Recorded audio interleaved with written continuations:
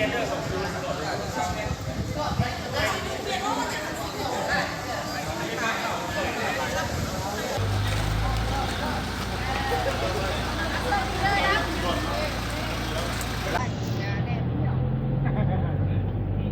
này kỹ.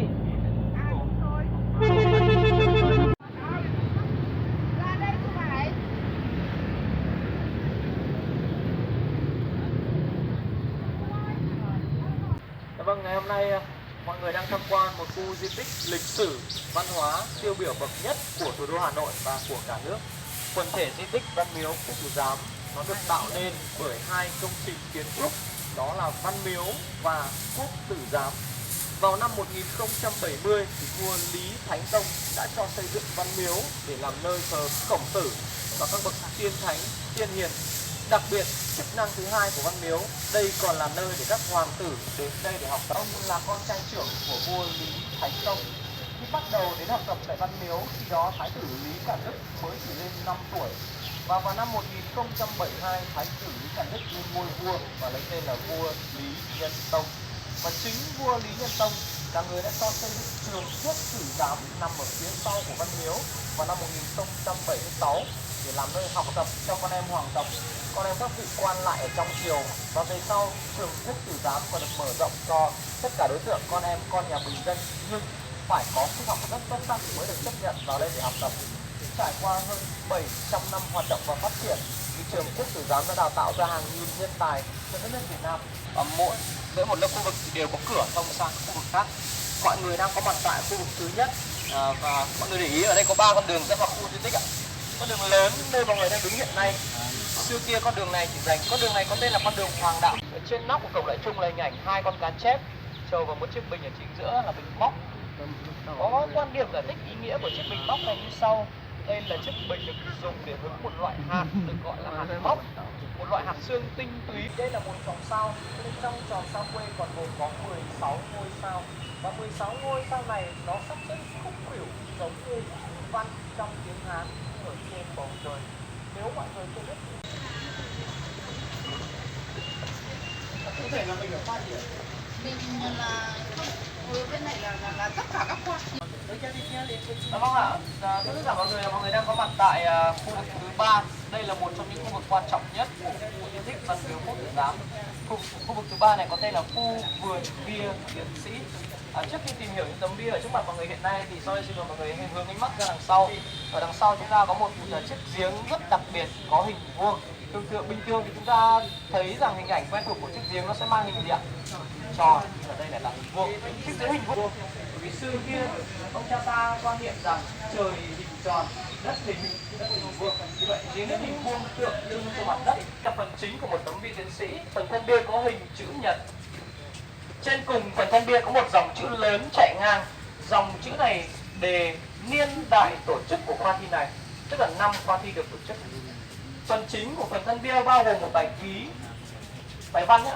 Bài ký này được khắc theo chiều dọc của tấm bia. Xã hội dành cho tất cả mọi người.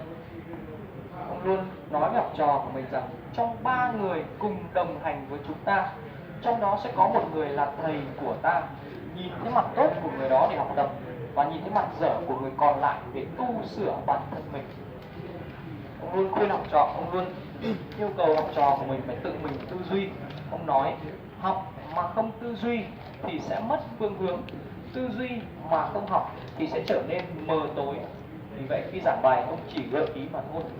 Ông nói một vật có 4 góc, ta chỉ trong một góc mà không tự mình suy ra. Ngồi đối diện với Nhan Hồi, đó là học trò xuất sắc thứ 2 của Khổng Tử, đó là Tông Thánh Tăng Tử, người ngồi đối diện với Nhan Hồi bên kia.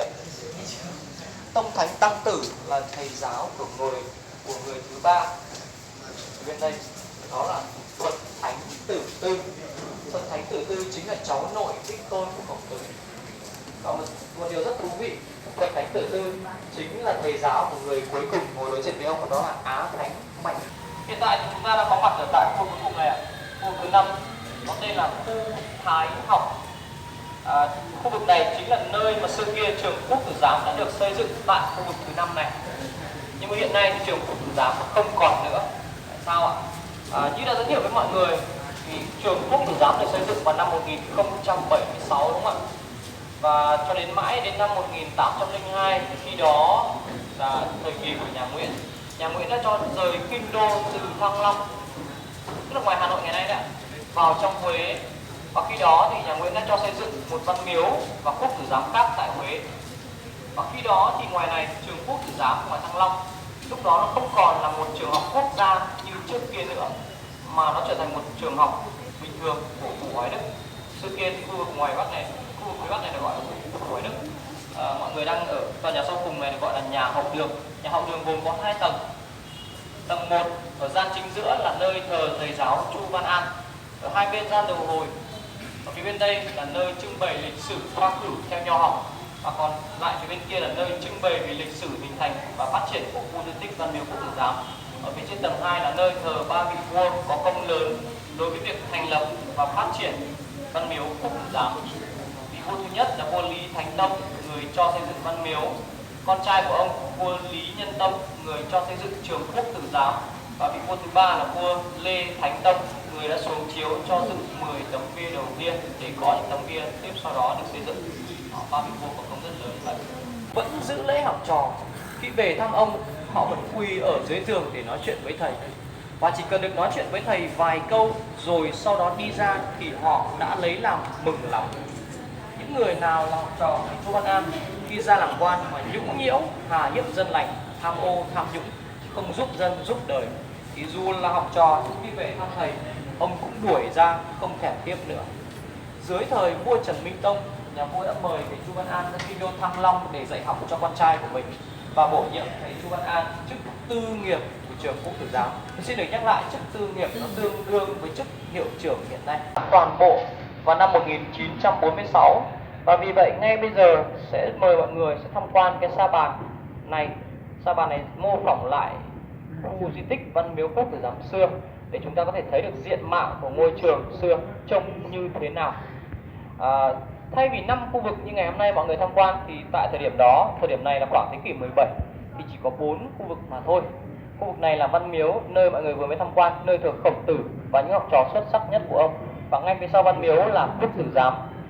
Xưa kia trường Quốc Tử Giám tọa lạc trên một khu đất có diện tích rộng hơn khu Thái học hiện nay khá là nhiều. Hai tòa nhà này là nơi để giảng dạy. Ở giữa là một thư viện. Các giám sinh sẽ dành thời gian ngồi đây để đọc sách. Những người học ở đây họ được gọi là giám sinh. Thời gian học tập ở đây tối thiểu là 3 năm và tối đa là 7 năm. Nội quy học tập ở trường Quốc Tử Giám rất là nghiêm ngặt. Dưới thời của vua Lê Tương Dực, ông đã ban hành nội quy rất rõ ràng như sau. Cứ đến ngày rằm, ngày mùng 1 hàng tháng, các giám sinh sẽ phải mặc áo, đội mũ và đến lớp điểm. Cách thức học tập ở đây thì chủ yếu họ sẽ tự học, tự đọc sách, tự nghiên cứu tài liệu. Họ nghe giảng rất ít. Đến các ngày quy định trong tháng mới nghe thầy giảng bài và sau đó lĩnh đầu bài về nhà để làm. Mỗi tháng họ có một bài kiểm tra nhỏ và một năm họ có 4 bài kiểm tra lớn. Đến các kỳ chấm bài, các thầy giáo sẽ chọn ra những bài có điểm cao, có thành tích xuất sắc để đọc cho tất cả các học trò khác cùng nghe, để từ đó họ có thể tham khảo và học.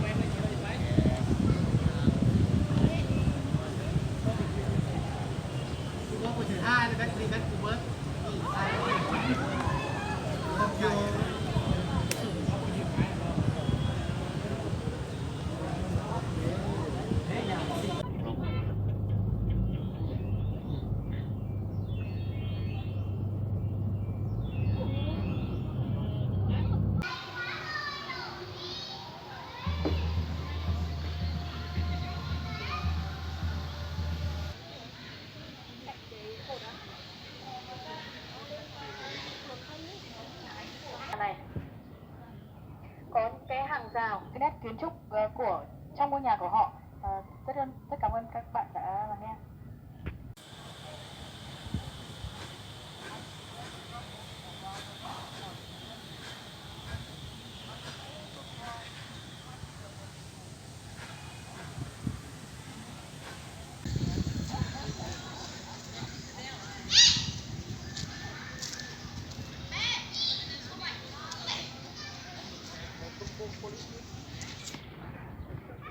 Ôi, ông ơi, con Linh đừng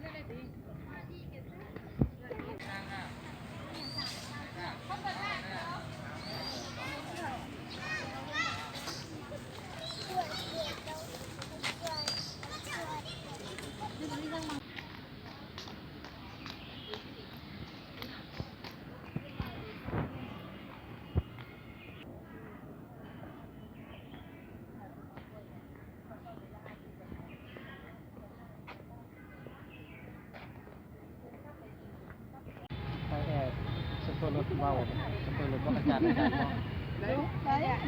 Còn tôi đây. Anh đi đa tiêm với gì à? Sivon Lauli Sivon Lauli